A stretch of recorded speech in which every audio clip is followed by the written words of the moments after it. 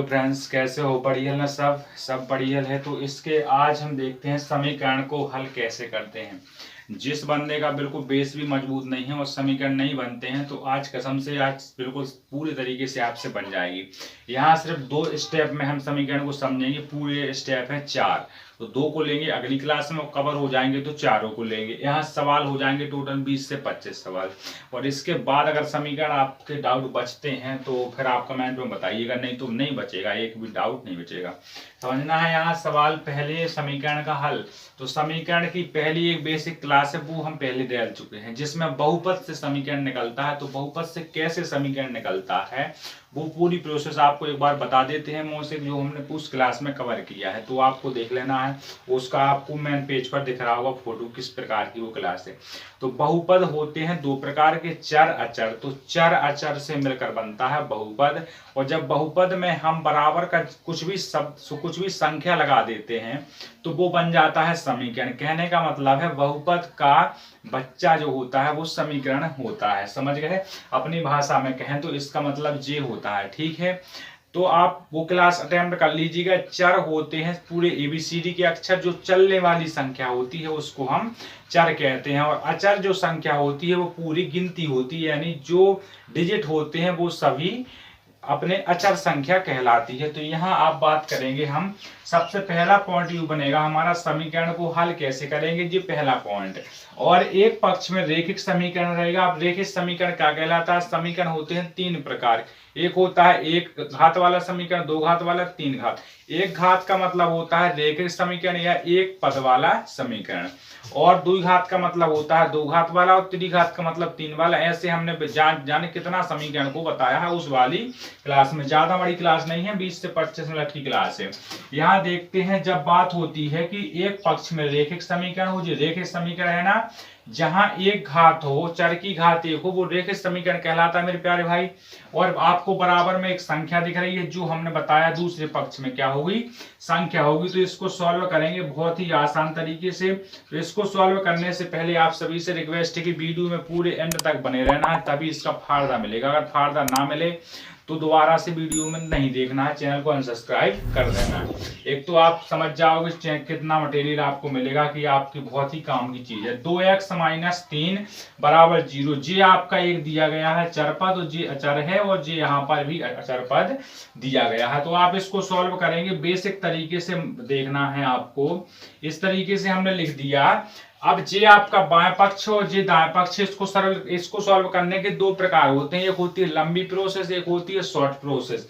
तो आप अगर लंबी प्रोसेस से देखते हो तो सिर्फ एक ही सवाल लंबी प्रोसेस से करेंगे, इसके बाद नहीं करेंगे, और इसको हम शॉर्ट से भी आखिरी में करेंगे। तो सबसे पहले जे आपको दिख रहा है कि जे आपका होगा दाएं पक्ष, जे होगा आपका बाएं पक्ष। तो यहाँ से दाएं पक्ष, इस सवाल में थोड़ी सा टाइम लगेगा, और इसके बाद सवाल होंगे बिल्कुल हवा की तरह। लेकिन यहाँ इस सवाल को पूरी तरीके से आपको जानना पड़ेगा कि ये सवाल होता क्या है। तो बाएं पक्ष में यहाँ 3 लिखा है, और यहाँ पर कोई संख्या नहीं है, तो यहाँ 3 है, तो लिख देते हैं 3 का क्या करने पर, 3 को जोड़ने पर, 3 को जोड़ने पर। जे आपका बहुत बेसिक है, बहुत ज्यादा बेसिक है। 2x - 3 और प्लस का 3 हो जाएगा, यहाँ पर भी प्लस का 3 हो जाएगा। तो यहाँ से 2x बचेगा, बराबर में बचेगा आपका 10। यही बचेगा ना, ये होगी ना प्रोसेस। तो यहाँ देखिएगा आपको, अब आपको क्या दिख रहा है कि यहाँ 2 है, तो आप देखो कि 2 का भाग करने पर, ये सब बहुत छोटे बच्चों के लिए है, आपके लिए नहीं है।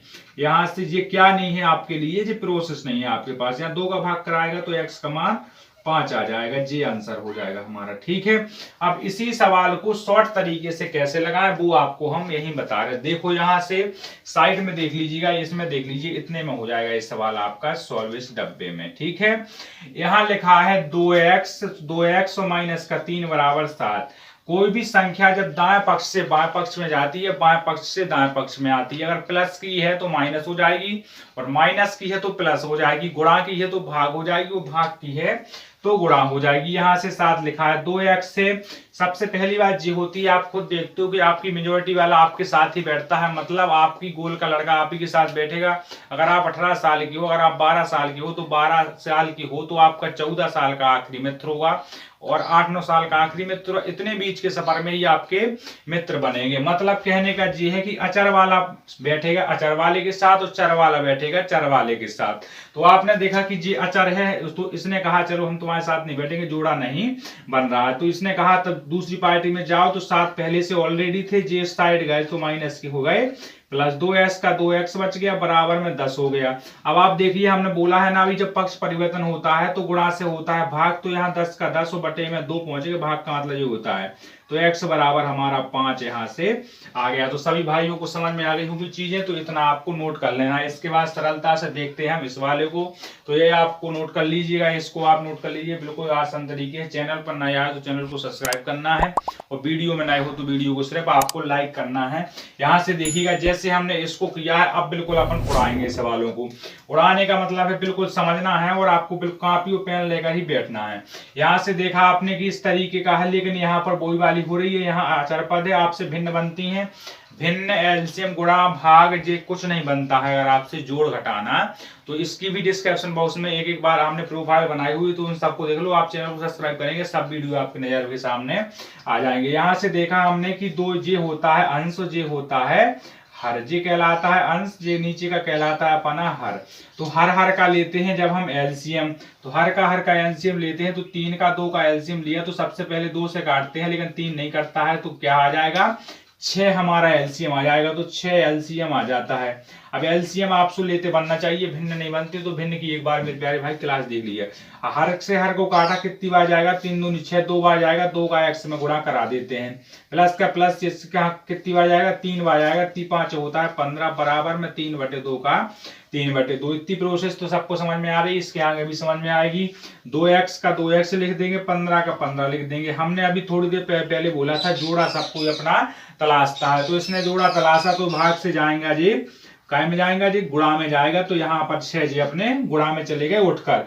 यहाँ से काटा तो कितनी बार, 3 बार कटेगा, तो आप समझ जाइएगा 2x + 15 लिखा है, बराबर में 3 का कितना हो जाएगा, माइनस का 9 हो जाएगा। यही होगा ना मेरे प्यारे भाइयों।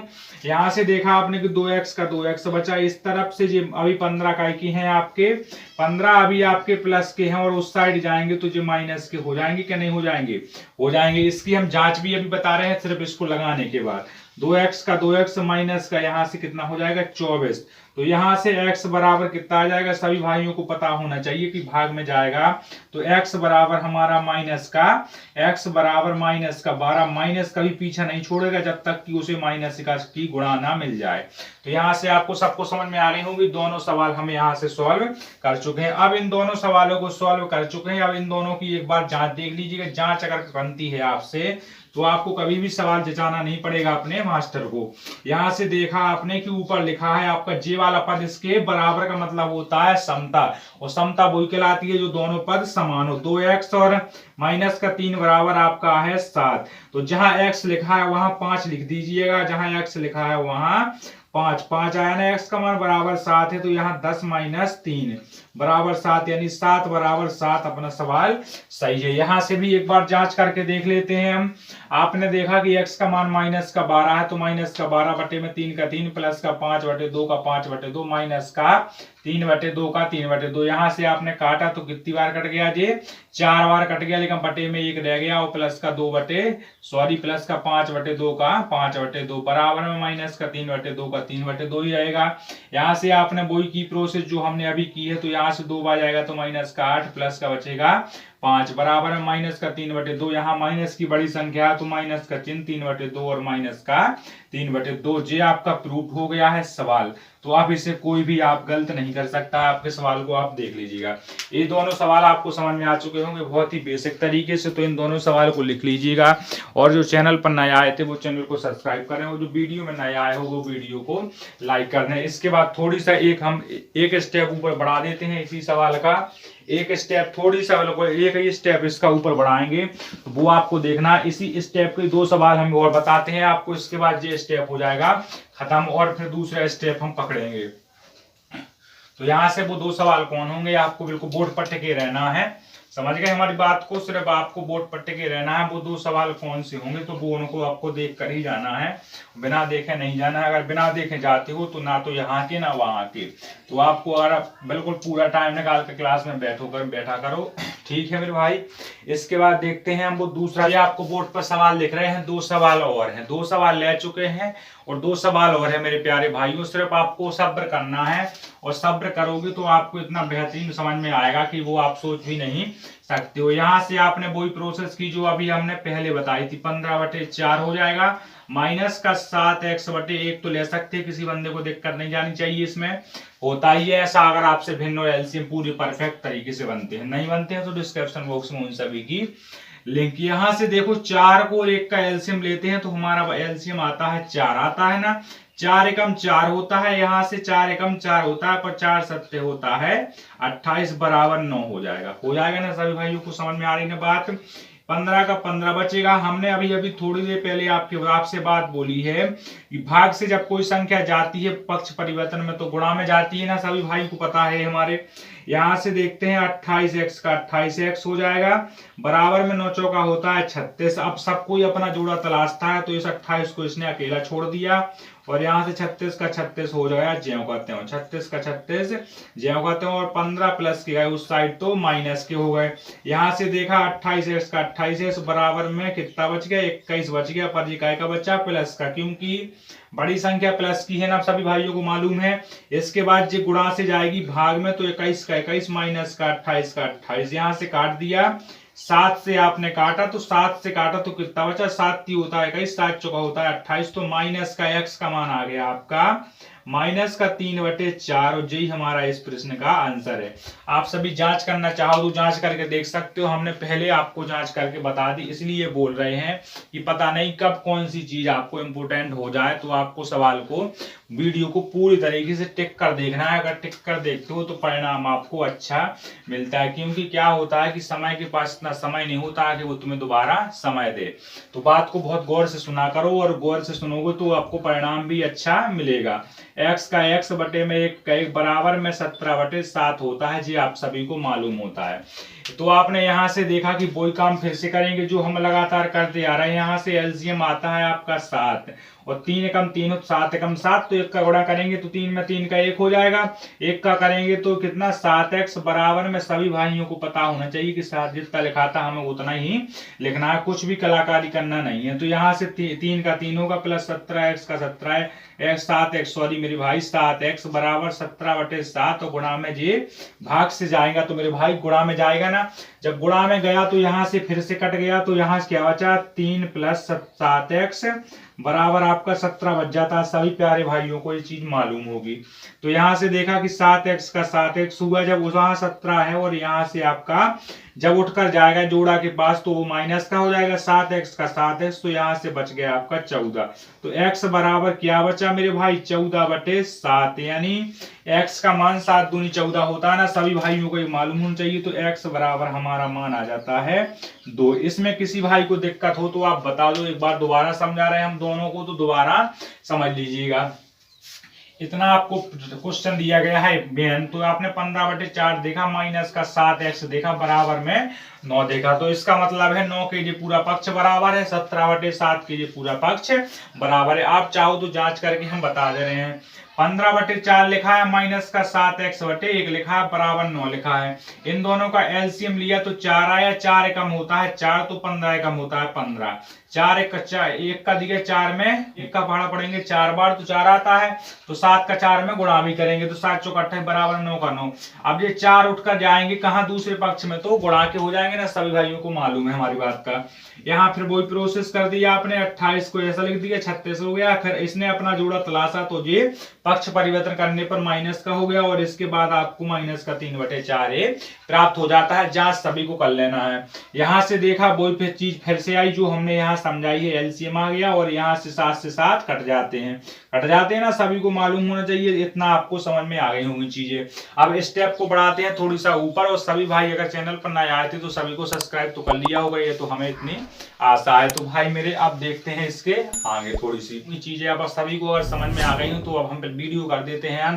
तो दूसरा वाला हमारा वाला टाइप रहेगा कि दोनों पक्षों में क्या होंगी, दोनों पक्षों में रेखिक समीकरण होगा। रेखिक समीकरण का मतलब होता है एक घात वाला, दोनों पक्षों में x के मान मिलेंगे और उन दोनों पक्षों को x के मान को कैसे हम सॉल्व करते हैं वो आपको वीडियो में थोड़ी सी आपको देख लीजिएगा, नजर आ रही होगी समीकरण को सॉल्व करने की तरीका देख लीजिएगा आप, तो वहां से वो हम बता देंगे आपको। तो आपको चैनल को सब्सक्राइब करना है और वीडियो में नए थे तो वीडियो को लाइक तो कर ही दिया होगा आपने। अब बढ़ते हैं अगली क्लास में, तो सभी भाइयों को दिल से धन्यवाद। जय हिंद, जय भारत।